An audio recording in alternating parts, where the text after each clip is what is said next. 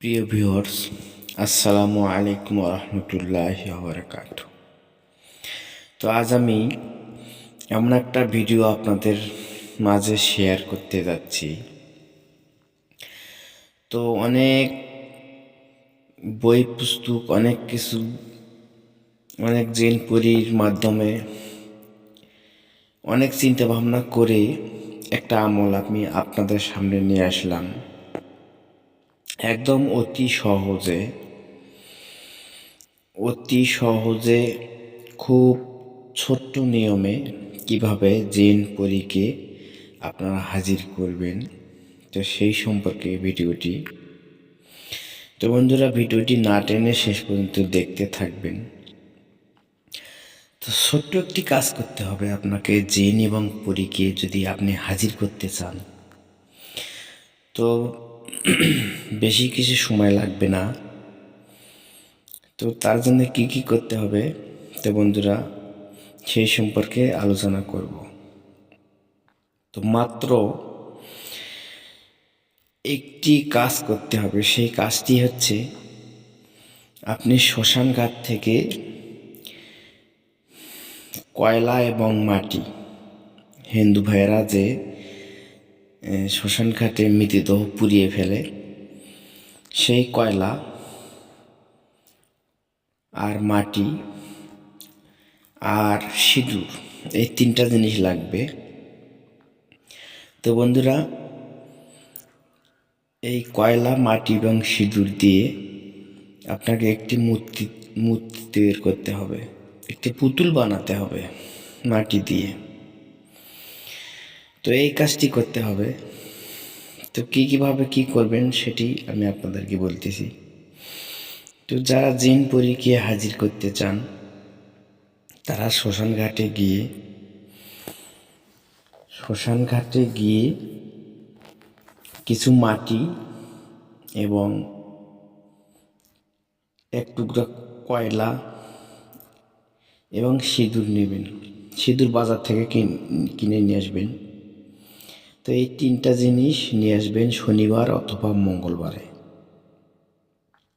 নিয়ে আসবেন। আর শনিবার অথবা মঙ্গলবারে নিয়ে আসবেন। নিয়ে আসার পর আপনি আপনার ঘরের ভিতর সুন্দরভাবে একটা জায়গায় বেছে নেবেন, একটা জায়গা। সেই জায়গাটা আপনার আসন থাকতে হবে, মোমবাতি, আগরবাতি, জায়নামাজ, সুন্দরভাবে একটা আসন আপনাকে দিতে হবে। সে আসনের সামনে আপনি মাটি এবং সিঁদুর, কয়লা মিশ্রিত করে একটি মূর্তি তৈরি করবেন। সেই মূর্তিটার উপরে আমি স্ক্রিনে আপনাদের একটা মন্ত্র দিচ্ছি। এই মন্ত্রটি 108 বার পাঠ করবেন।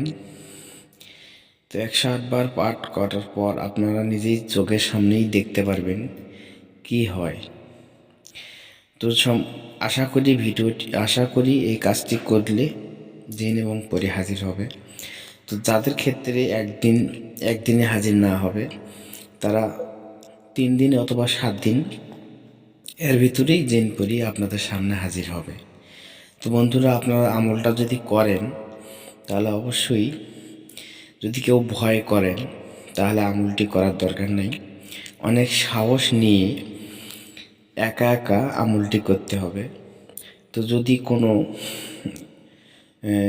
আপনার ভয় বা ভীতি, যদি কোনো ক্ষতি হয়, তাহলে এই দায়টা আমি না। আপনি নিজস্ব শক্তি, নিজস্ব সাহসে আপনি আমল করবেন।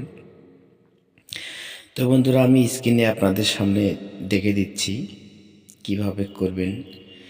তো তার আগে বন্ধুরা, আমার এই ছোট্ট চ্যানেলটি অবশ্যই সাবস্ক্রাইব করবেন, ভিডিওতে একটি লাইক দেবেন এবং ভিডিও বেশি বেশি শেয়ার করবেন, আর কমেন্টে আপনাদের মতামত জানাবেন। তো যাই হোক বন্ধুরা, আপনারা স্ক্রিনে দেখতে থাকুন। তো স্ক্রিনে আমি যে মন্ত্রখানা ওই মূর্তির সামনে পাঠ করবেন, সেটি আমি আপনাদেরকে স্ক্রিনে দেখাচ্ছি। তা আপনারা দেখতে থাকুন। তো বন্ধুরা, আপনারা স্ক্রিনে দেখতে পাচ্ছেন তো মন্ত্রখানা আমি বাংলা ভাষায় লিখে দিয়েছি। তো মন্ত্রখানা হচ্ছে ছাই ছাই শ্মশান ঘাটের ছাই, হাতে তুলিয়া নিলাম তোরে, মাতা কালীর নাম করে সিঁদুর মিশাইয়া দিলাম, পুরী তোরে দিলাম ছুঁড়ে, পুরীর অঙ্গ যাবে পুরে, ওটমা শ্মশান কালিকা, চণ্ডী বরণ দিলাম তোরে, যাইবে শিগগিরে মরে, মহাকালীর আজ্ঞা, হাতির জি চামুণ্ডার আজ্ঞা।